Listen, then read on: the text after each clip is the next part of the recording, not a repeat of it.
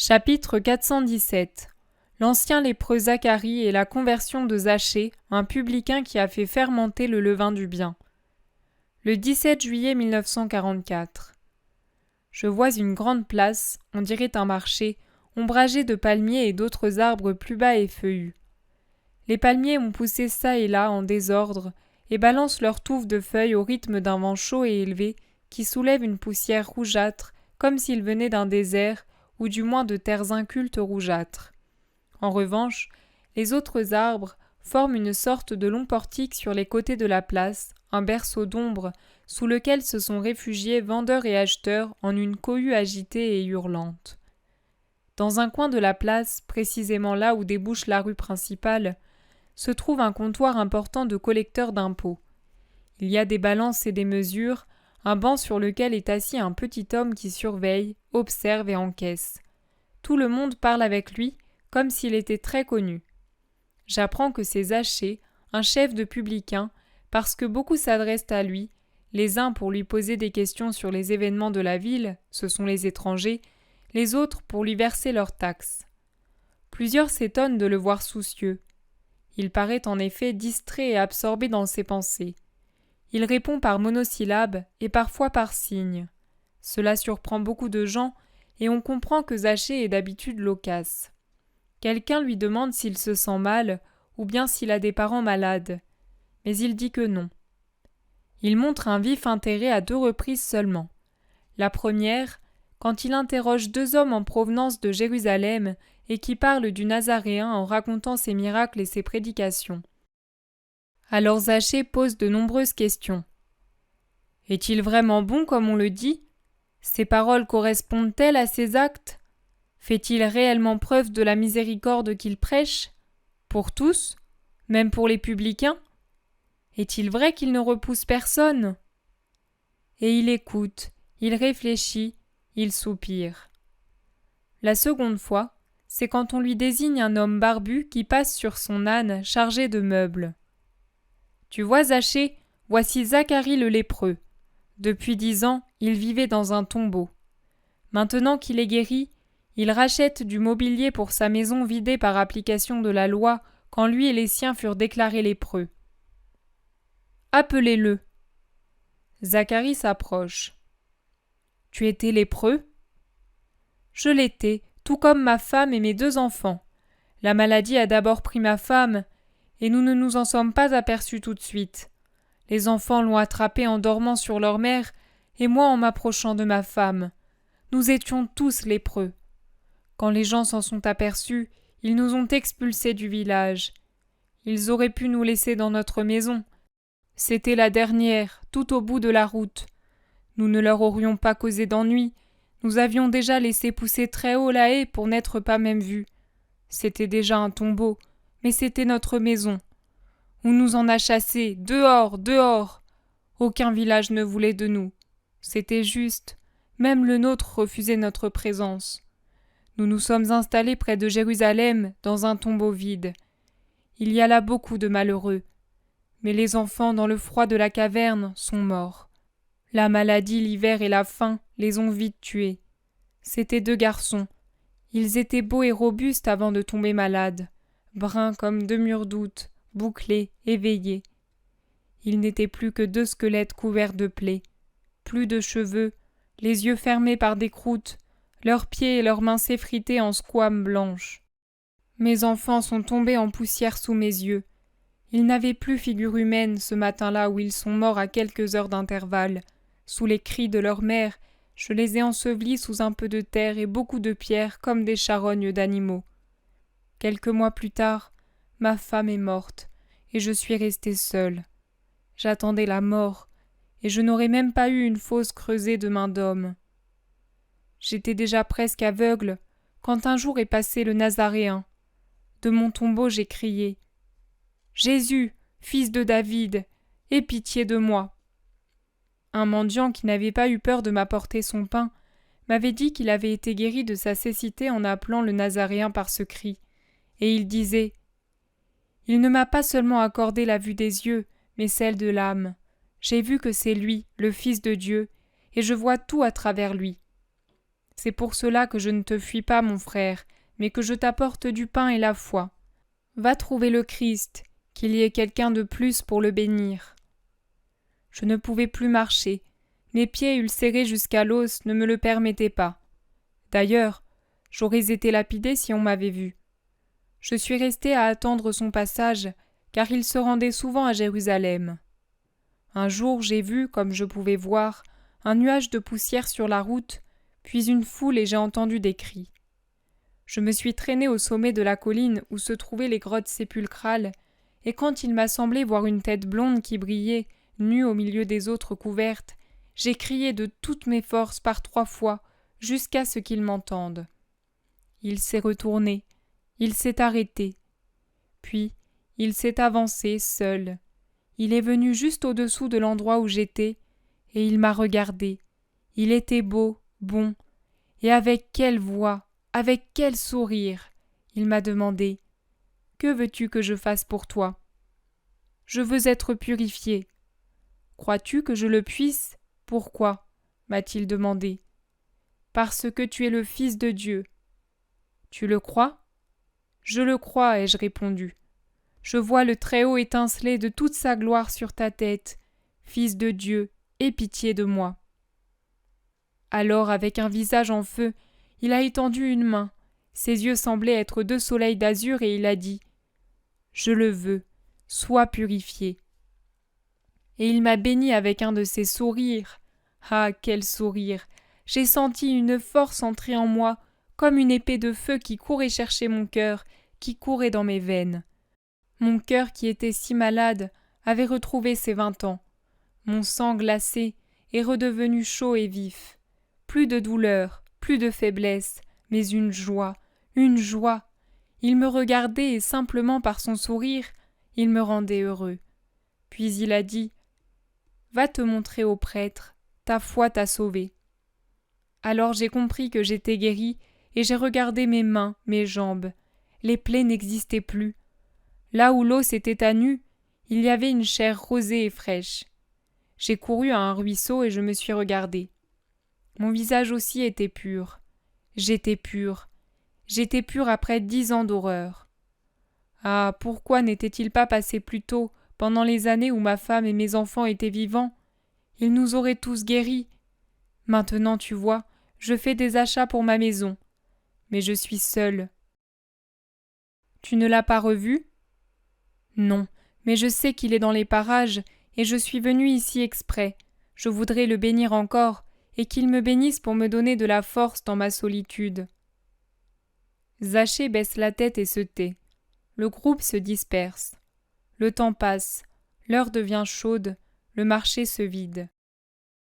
Assis à son comptoir, le collecteur d'impôts, la tête appuyée sur la main, réfléchit. « Voici le Nazaréen !» crient des enfants en montrant la rue principale. Femmes, hommes, malades, mendiants, tous s'empressent de courir à sa rencontre. La place s'est vidée, seuls restent des mulets et des chameaux attachés aux palmiers et Zachée à son comptoir. Puis il se lève et monte dessus. Il ne voit toujours rien, car beaucoup de gens ont détaché des branches et les agitent comme pour faire fête à Jésus qui apparaît penché sur des malades.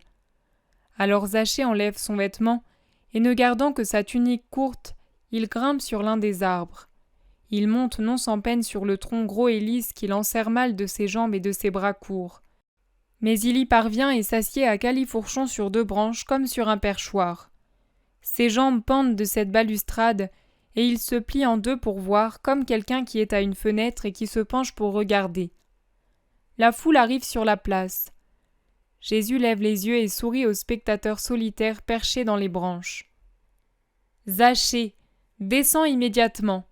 Aujourd'hui je demeure chez toi, » ordonne-t-il. Après un moment de stupeur, Zachée, le visage rougi par l'émotion, se laisse glisser à terre comme un sac. Il est agité et n'en finit pas de remettre son vêtement. Il ferme ses registres et sa caisse, avec des gestes qu'il voudrait rapides et qui n'en sont que plus lents. Mais Jésus est patient, et en attendant, il caresse des enfants. Enfin Zachée est prêt. Il s'approche du maître et le conduit vers une belle maison entourée d'un vaste jardin au centre du bourg. C'est une belle cité, et même une ville de peu inférieure à Jérusalem pour ses bâtiments, sinon pour son étendue. Jésus entre, et en attendant que le repas soit préparé, il s'occupe des malades et des bien portants avec une patience dont lui seul est capable. Zachée va et vient en se donnant beaucoup de mal. Il ne se tient plus de joie. Il voudrait parler avec Jésus, mais le maître est toujours entouré d'une foule de gens. Finalement, Jésus les congédie tous en disant « Revenez au coucher du soleil, maintenant rentrez chez vous, paix à vous. » Tout le monde se disperse et l'on sert le repas dans une salle belle et fraîche qui donne sur le jardin. Zachée a très bien fait les choses. Je ne vois pas de gens de sa famille, aussi je pense qu'il était célibataire, entouré seulement de nombreux serviteurs. À la fin du repas, quand les disciples s'éparpillent à l'ombre des buissons pour faire la sieste, Zachée reste avec Jésus dans la salle fraîche. Pendant un moment, Jésus reste même seul, car son hôte se retire comme pour lui permettre de se reposer. Puis il revient et écarte un peu le rideau pour regarder. Il voit que le Seigneur ne dort pas, mais réfléchit. Alors il s'approche. Il porte un coffre pesant qu'il pose sur la table près de Jésus.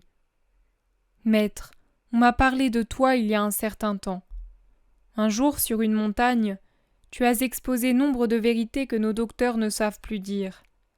Elles me sont restées dans le cœur, et depuis lors je pense à toi. Puis, on m'a dit que tu es bon et que tu ne repousses pas les pécheurs. Moi, je suis pécheur, maître. On m'a dit que tu guéris les malades. J'ai le cœur malade parce que j'ai fraudé, parce que j'ai pratiqué l'usure, parce que j'ai été vicieux, voleur, dur envers les pauvres. Mais maintenant me voilà guéri parce que tu m'as parlé. Tu t'es approché de moi, et le démon de la volupté et de la richesse s'est enfui. Et moi, à partir d'aujourd'hui, je suis à toi si tu ne me refuses pas. Et pour te prouver que je nais de nouveau en toi, je me dépouille de mes richesses mal acquises. Je te donne la moitié de mes biens pour les pauvres, et l'autre moitié servira à restituer au quadruple ce que j'ai pris frauduleusement. Je sais qui j'ai escroqué. Et puis, après avoir rendu à chacun ce qui lui appartient, je te suivrai, maître, si tu le permets. Je le veux, viens. Je suis venu pour sauver et appeler à la lumière. Aujourd'hui, la lumière et le salut sont entrés dans la maison de ton cœur. Ceux qui de l'autre côté du portail murmurent parce que je t'ai racheté en m'asseyant à ton banquet, oublient que comme eux, tu es un fils d'Abraham, et que je suis venu sauver ceux qui étaient perdus et donner la vie à ceux dont l'âme était morte. Viens, Zachée, tu as compris ma parole mieux que beaucoup de ceux qui me suivent uniquement pour pouvoir m'accuser. Aussi, désormais, tu seras avec moi. » La vision se termine ainsi. Le 18 juillet 1944, Jésus dit « Il y a levain et levain, celui du bien et celui du mal.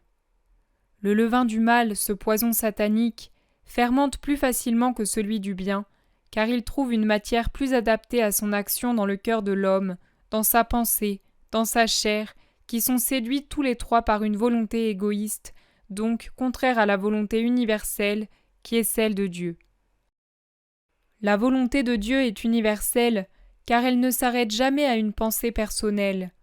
Elle considère le bien de l'univers entier. Rien ne peut augmenter la perfection de Dieu d'aucune façon, car il a toujours parfaitement possédé tout ce qui existe. Par conséquent, il ne peut exister en lui de pensée d'intérêt propre pour mettre en œuvre quelque action que ce soit. Quand on dit qu'on fait tel geste pour la plus grande gloire de Dieu, dans l'intérêt de Dieu, ce n'est pas que la gloire divine soit en elle-même susceptible de grandir, mais parce que tout ce qui se trouve dans la création porte une empreinte de bien, et que toute personne qui accomplit le bien, et par conséquent mérite de le posséder, se part du signe de la gloire divine. Elle rend ainsi gloire à la gloire elle-même qui a glorieusement tout créé. C'est un témoignage en somme que personne et chose rendent à Dieu en attestant par leurs œuvres l'origine parfaite dont elles proviennent. Il s'ensuit que lorsque Dieu vous ordonne, vous conseille ou vous inspire une action, il n'est pas poussé par quelque intérêt égoïste, mais par une pensée altruiste, charitable, pour votre bien-être.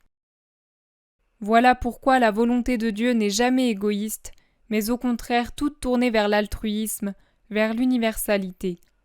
Elle est l'unique et vraie force du monde entier qui ait en vue le bien universel. Le levain du bien, germe spirituel venu de Dieu, trouve au contraire dans sa croissance beaucoup d'opposition et de difficultés. Il a beaucoup de mal à se développer, car il a contre lui les réactions favorables à l'autre levain. La chair, le cœur et la pensée de l'homme envahis par un égoïsme, l'antithèse du bien, qui lui, par son origine, ne peut être qu'amour. Chez la plupart des hommes, la volonté du bien fait défaut. C'est pourquoi il devient stérile et meurt, ou alors il vit avec tant de mal qu'il ne lève pas, il stagne. Il n'y a pas de faute grave, mais il n'y a pas non plus d'effort pour faire mieux. L'esprit gît, inerte, non pas mort, mais infécond. Faites attention à ceci. Ne pas commettre le mal ne sert qu'à éviter l'enfer.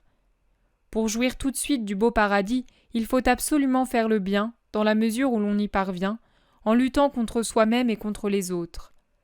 C'est pour cette raison que j'ai dit que j'étais venu mettre la guerre et non pas la paix entre père et enfant, entre frères et sœurs, quand cette guerre devait défendre la volonté de Dieu et sa loi, contre les oppositions des volontés humaines, tournées dans des directions contraires à ce que veut Dieu.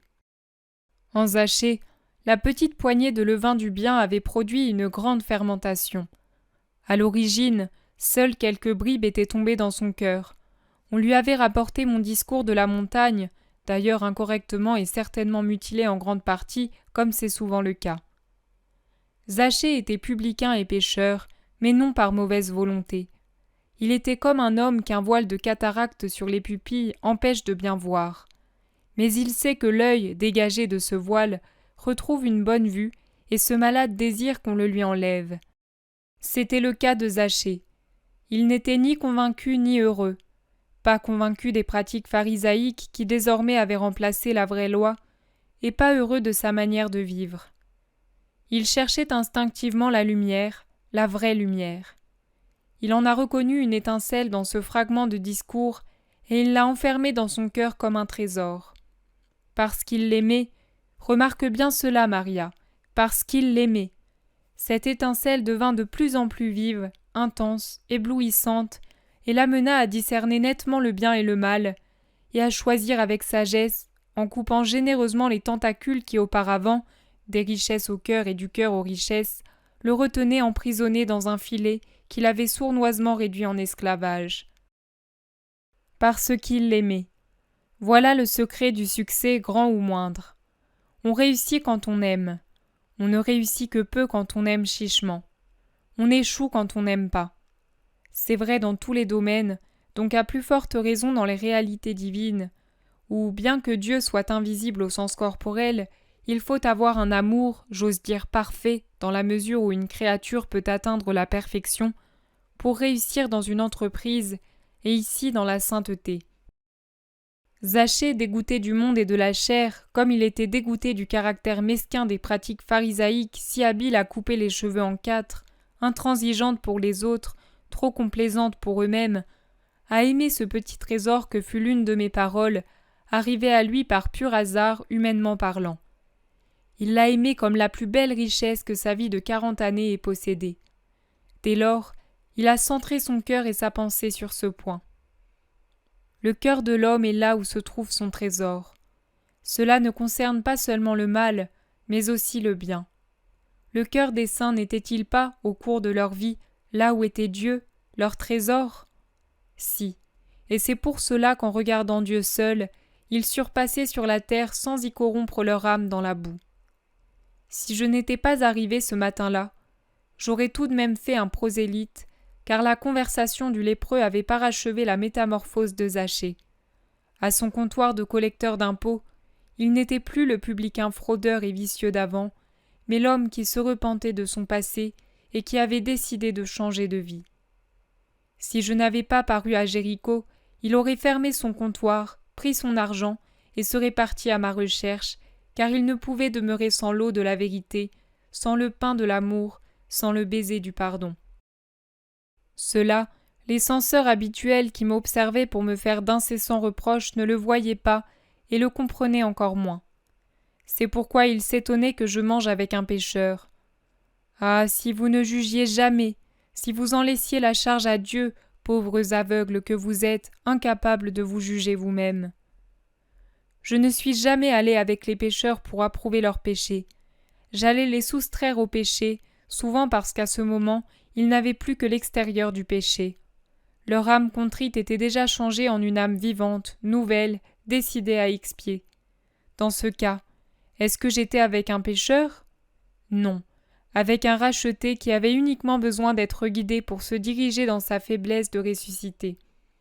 Combien de choses peut vous apprendre l'épisode de Zachée?